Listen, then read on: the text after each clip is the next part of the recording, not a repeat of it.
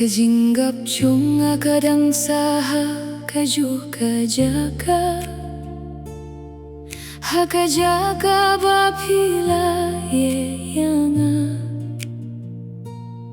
kajing kermen bapin wan pai biang kalapin sange ya baro ki ayom jonga Purba piye yanga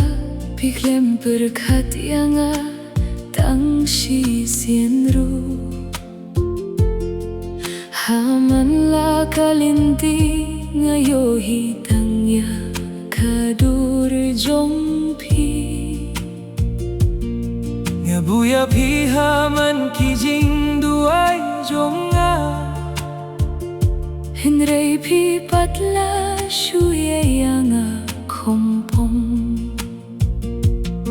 Ngala shimba man kajing sawa Te kajing wan jongpi Man kasngi nga peit linti ba pin wan pai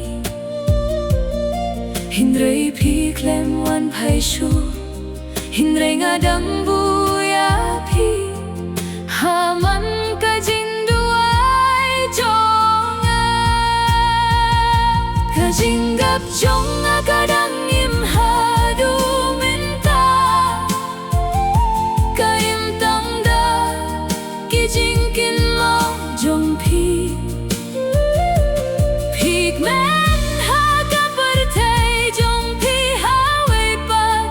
Hinrei ka dohnut jong akadang peitlinti yapi Katno kimit ngakren pat kadur jongpi katno ki umat ki jaw haba nga berkat yapi lese pi laklet no yanga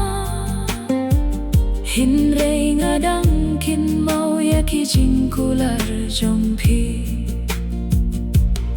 mentang am don shu ka jinggu jorne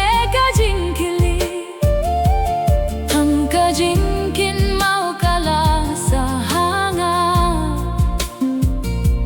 Pinwan pai ne pinwan shu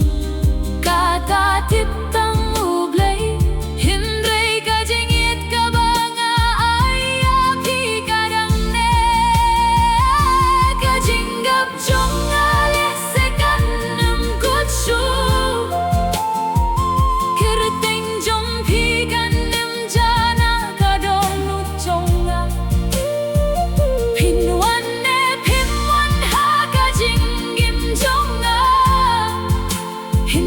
Kijingkin mau jong pikin nem doh no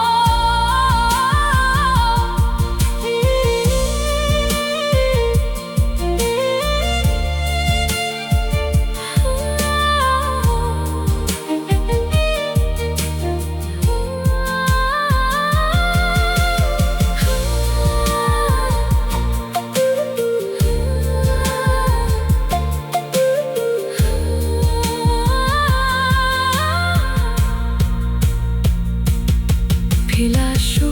lekay bat ka jingim jonga Hinrei kado nut jonga kadang apa Kaju kajaga